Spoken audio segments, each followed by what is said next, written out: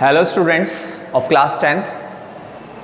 As you all know that students, chapter 4 quadratic equation is going on of class 10th, and the last exercise it was running. In that exercise we have done up to question number 3. Today we are going to start the question number 4 of this exercise, exercise 4.4, which is available on page number 91.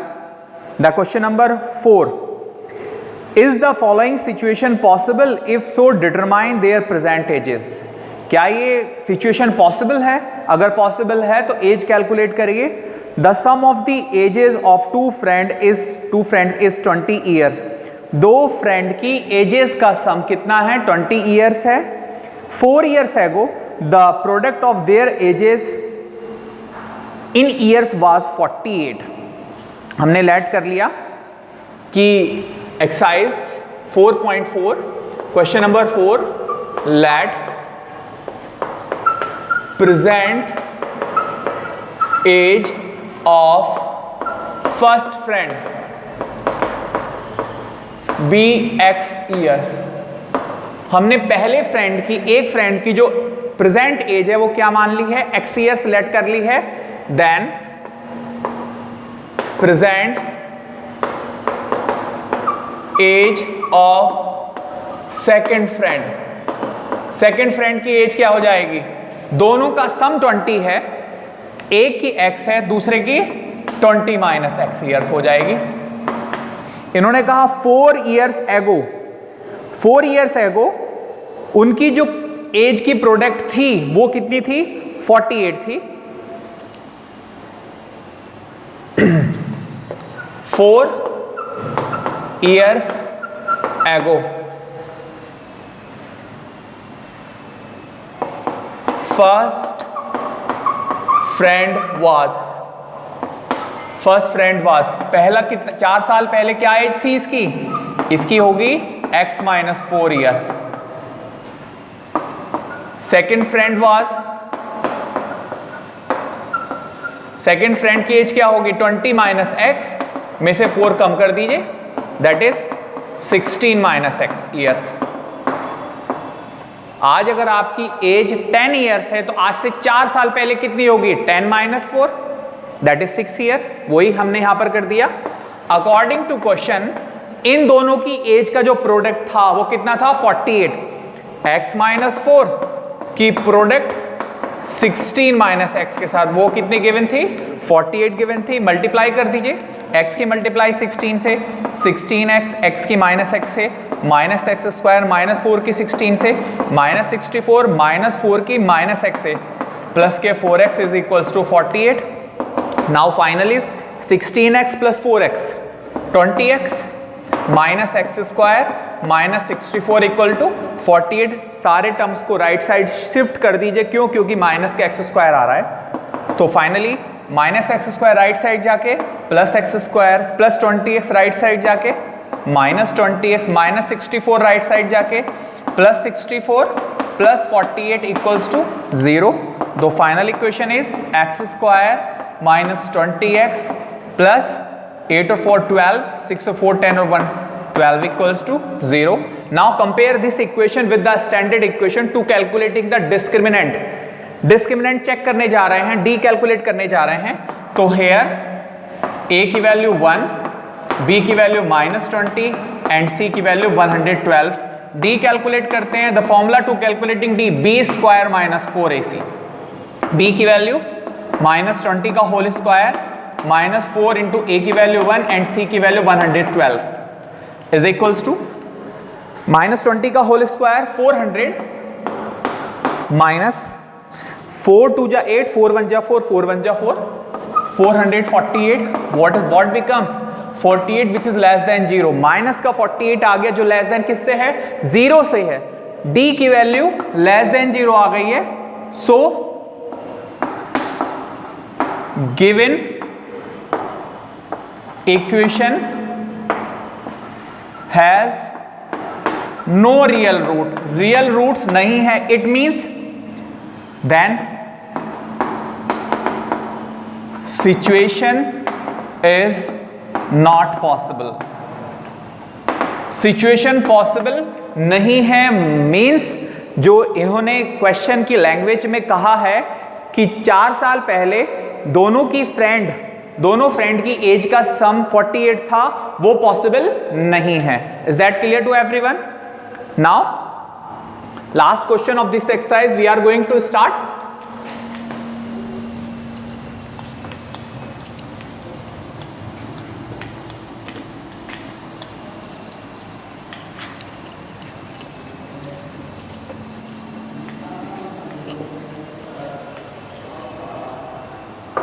The question number 5 is it possible to design a rectangular park?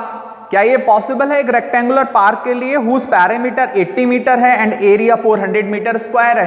क्या possible है एक rectangular park के लिए जिसका parameter कितना हो, 80 metre हो और एरिया 400 मीटर स्क्वायर हो? If so, अगर पॉसिबल है then find its length and breadth. Then we have to calculate the length and breadth. Question number 5. Let how many square rectangular park is there? Let length of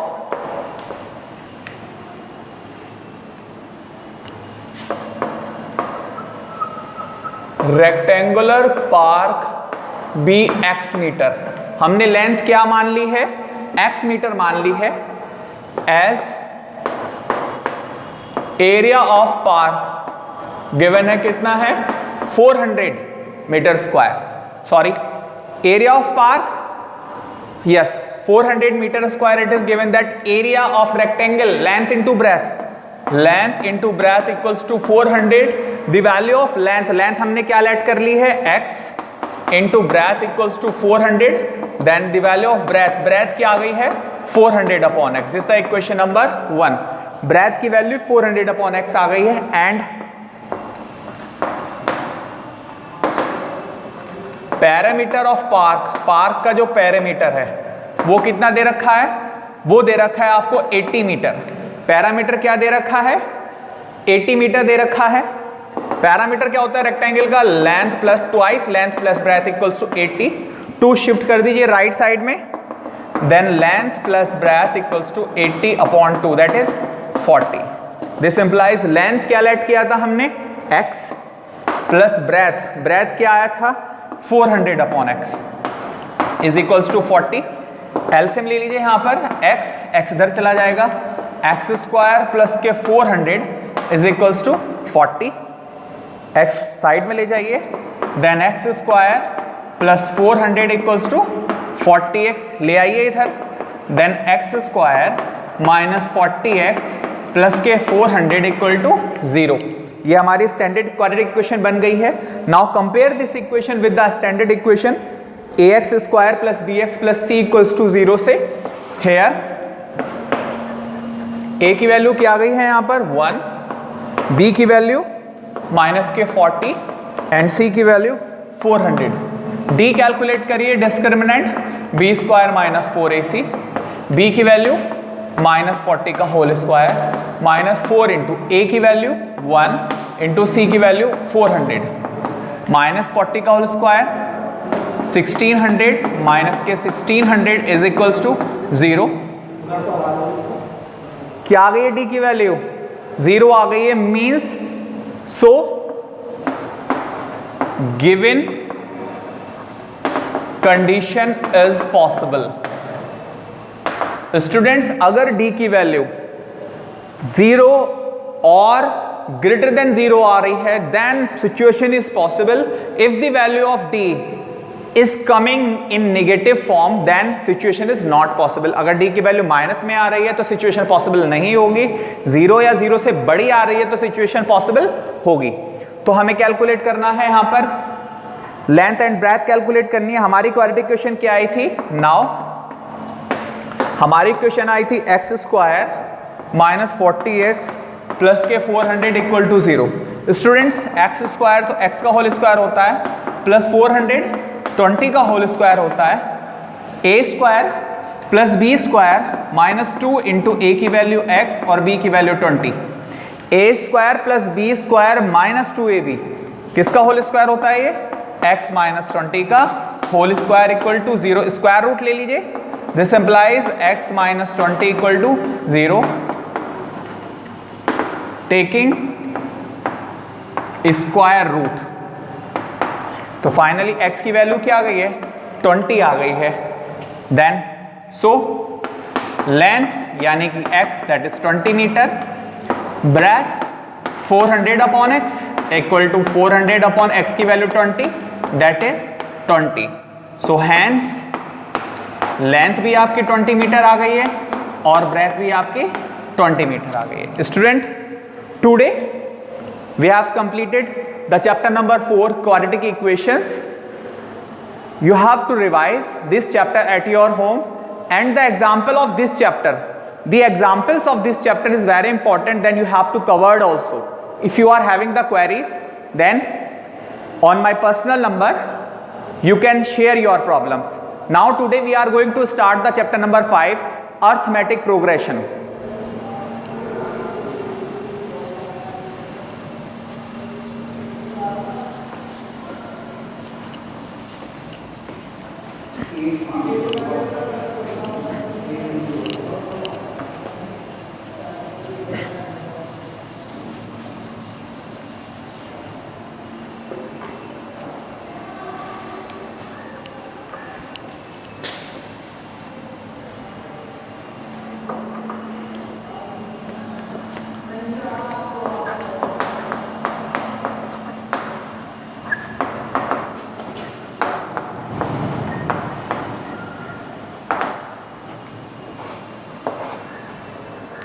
Chapter number 5, arithmetic progression.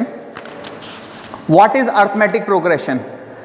Students, an arithmetic progression is a list of numbers. Arithmetic progression is a list of numbers in which each term is obtained by adding a fixed number. जो next number आएगा वो एक fix number add करके आएगा। Means suppose हमारा fix number 1 हुआ तो series क्या बनेगी, सपोज फर्स्ट नंबर इज 1 तो 1 में 1 ऐड करिए 2, 2 में 1 ऐड करिए 3, 3 में 1 ऐड करिए 4, 4 में 1 ऐड करिए 5 एंड सो ऑन। ये एपी हो गई है। क्यों एपी है ये? क्योंकि the difference of second and first, the difference of third and second, the difference of fourth and third, they all are equal. सबका डिफरेंस इक्वल आ रहा है, 1 आ रहा है। और you can take other example 2, 4, 6, 8, 10, 12, this is also a AP. ये भी एपी है। क्यों है ये एपी? क्योंकि यहां पर this is a first term, second term, third term, fourth term, fifth term, sixth term. Difference जो है इनका आपस में, वो सबका डिफरेंस क्या आ रहा है? सेकेंड टर्म में से फर्स्ट टर्म माइनस कर दीजिए, थर्ड टर्म में से सेकेंड माइनस करिए, फोर्थ में से थर्ड माइनस करिए, सारे डिफरेंसेस क्या आ रहे हैं? इक्वल आ रहे हैं। तो ये क्या होगी? अर्थमेटिक प्रोग्रेशन सीरीज होगी। What we have learn here, if the differences of second term with the first term is equal to the difference of third term with the second term are equal, then we can say that given series formed an AP. क्या बनाएगी? arithmetic progression. In short we can write AP. In short we can write this first term, this is a student where the first number is known as first term, first term, and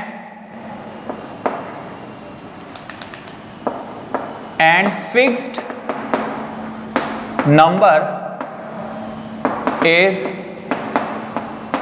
known as common difference. Fix number को हम क्या बोलते हैं? Common difference बोलते हैं। Symbol है इसका small d, first term का symbol small a।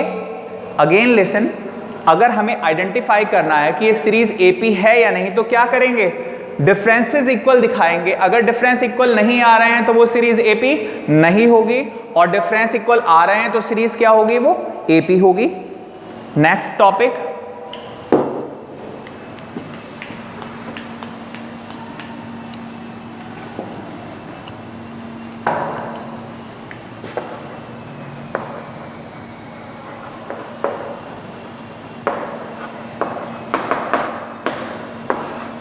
Journal form of AP, AP की जर्नल फॉर्म क्या होती है? A plus d, a plus 2d, a plus 3d, a plus 4d and so on. ये इसकी क्या कहलाती है? जर्नल फॉर्म कहलाती है, where a is first term, a क्या कहलाता है? फर्स्ट टर्म कहलाता है। D is common difference, d क्या कहलाता है? यहां पर कॉमन डिफरेंस कहलाता है। दोबारा से देख लीजिए, इस सीरीज में सेकंड टर्म को फर्स्ट टर्म में से माइनस करिए, डी आएगा। थर्ड टर्म में से सेकंड टर्म को माइनस करिए, डी आएगा। थर्ड में से सेकंड को माइनस करिए, डी आएगा। फोर्थ में से थर्ड को माइनस करिए, डी आएगा। We are observing that the differences of the succeeding term with the preceding terms are equal, then we can say that the given sequence formed an AP। अगर differences equal आ रहे हैं बाद वाले का पहले वाले के साथ, तो हम कह सकते हैं कि सीरीज क्या है? AP है, अदरवाइज AP नहीं है। Now we are going to start the first exercise of this chapter, exercise 5.1।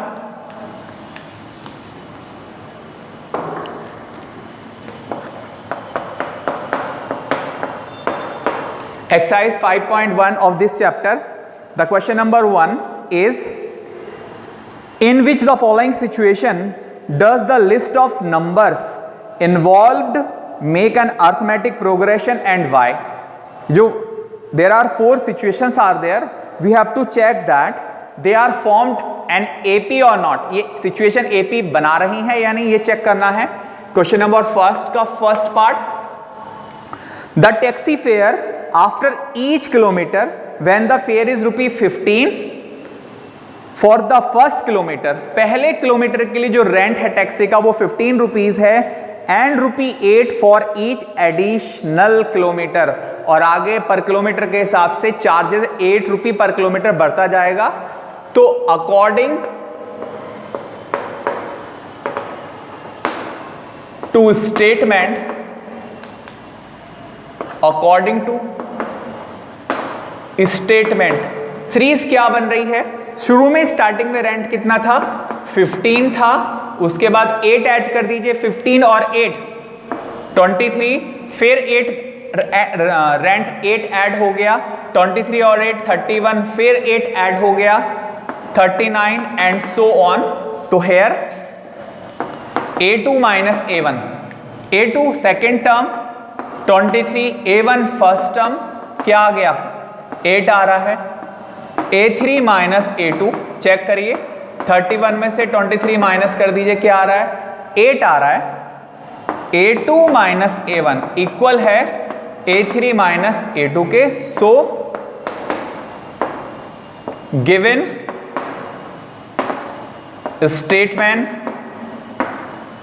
Form an AP। Statement जो है क्या बना रहा है? वो AP बना रहा है। Second part, it was the first part of this question. Part number second,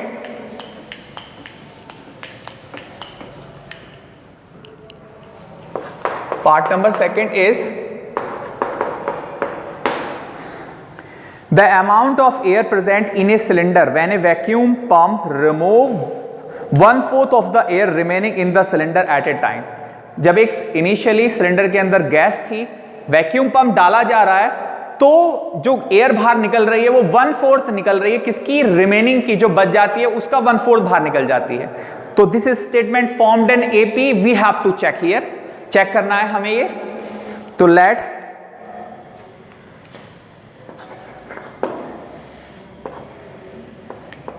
in present